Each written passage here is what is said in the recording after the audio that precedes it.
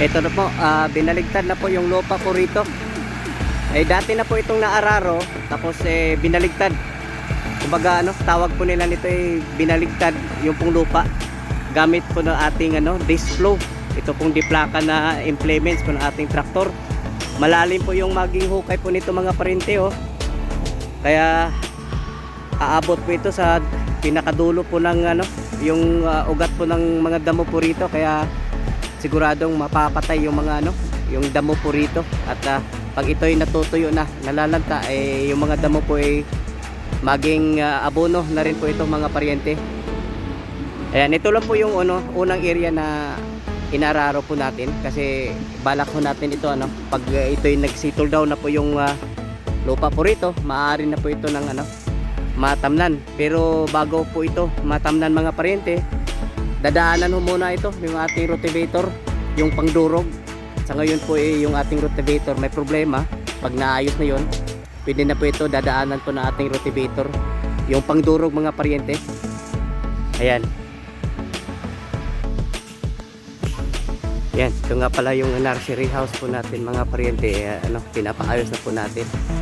Yung bubong po nito papalitan po natin, yung pong nanggagaling po sa ating greenhouse, kasi hindi kasi buo po itong ating UV plastic po dito sa taas kasi kinapos po tayo ng araw dito po sa UV plastic, kaya may mga net dyan, yung nahalong net tumatagos yung tubig ulan, kaya minsan yung pong ating punla sa loob nasisira po. Kaya mayroon naman tayong nakuha galing sa greenhouse, papalitan po natin ng buo.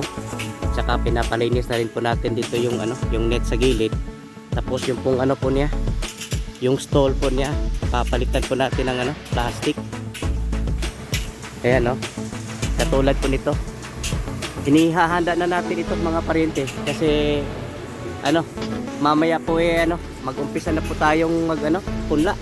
Papaya po ipupunla po natin, kasi yung papaya po aabot pa po ng 2 buwan bago pa po siya mailipat tanim. Kaya yun pong inuuna po natin.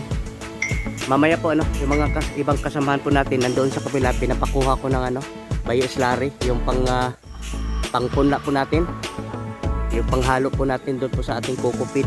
Ayan. Ayan, kasalukuyan ngayon na nagpunla po tayo ng papaya, Red Lady, powered by No New. Ayan, yung pong medium na ginamit po natin coco peat at saka bio-slurry. Ayan, inuuna ho natin itong papaya mga paryente, kasi aabot pa ng 2 buwan bago pa po ito mailipat tanim. At saka na lang ho tayo o-order po ng seedling bag, kasi ito po ililipat pa sa seedling bag, kaya matagal-tagal pa po ito bago mailipat tanim. At saka na lang ho tayo pa-order po ng seedling bag pag malalaman na ho natin kung ilan po yung nag-germinate. Ayan paryente. Ayan, yung mga kasamaan po natin ngayon hindi dito na po sila sa nililinis nila yung bawat puno ng ating kalamansi.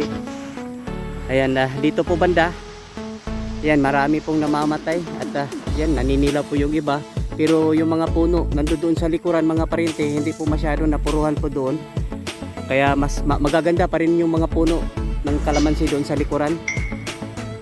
Ayan, at ang gagawin ho natin po rito, pag naitawid na po yung ating bako galing po sa kabilang farm, yung mga namamatay po rito papalitan po natin dito po sa gawing kaliwa po natin. Mayroon po mga maiilan po ring natitirang puno po rito ng kalamansi.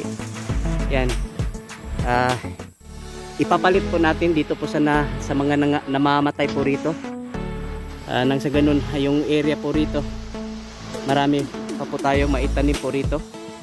Ayan, at saka na lang pag nandito na po yung ating bako, kasi hindi po pwedeng mano-mano yung paghukay po nito, baka ma-stress at tuluyan po silang mamamatay. Ayan, at tuloy po tayo dito sa unahan. Then dito po yung ating dragon fruit, yung mga poste po nila mga paryente, naitayo na rin po, at saka gagawin na rin po natin dito.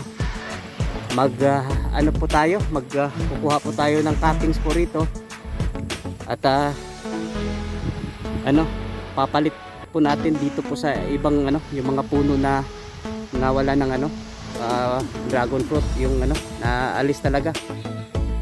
Ayan, gagawin lang po dito mga parinti, puputol po tayo ng mga cuttings, tapos itatayo muna natin, palalabis rin muna natin yung pong mga po nila, yung ugat, saka natin ilalagay dito sa puno, saka itatanim po sila mga parinti. Ayan, dito po sa gawing kanan po natin, magaganda pa naman yung natitirang dragon fruit po rito, pero dito sa kaliwa po natin marami pong tuluyan ng yung nawala talaga yung dragon fruit, yung puno nawala. Ayan, andito po tayo ngayon sa biogas. Ito po yung biodigester po natin, at nailatag na po yung takip po niya. Yung gagawin po rito mga parinti, yung kulang, yun na lang, lagyan po ng lupa rito po sa gilid, yung paikot, naumpisahan na nga doon banda mga paryente. Yan ang balilak po niya. Yan, iipitin na po niya yung tatakpan na ng lupa yung gilid. Yan, ito nga pala yung po ating sand trap.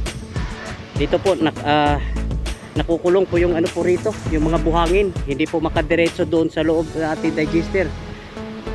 Kumbaga sinasala ho muna, kasi mahirap na pag pati po yung mga buhangin nakakapasok doon sa loob ng ating digester, mabilis siyang mapupuno mga paryente. Ayan, at buti yung ating bako gumagana, mabuti ginagawa nating yung operator po natin dyan, hindi niya nilaspag, 2 oras na po daw, tapos tigil na. Buti na kasi yung ating bako medyo may katandaan na mga paryente, at pagkatapos niya rito, ito po yung bako, itatawid po natin doon sa kabilang farm, doon sa eco farm, kasi marami po siyang gagawin po roon. Ayan, ito na nga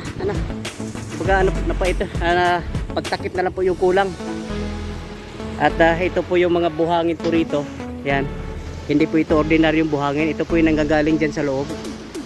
Papakuha natin ito mga paryente, magandang pataba po ito. Itong mga lupa na ito po ay galing sa loob na ating digester. Ayan,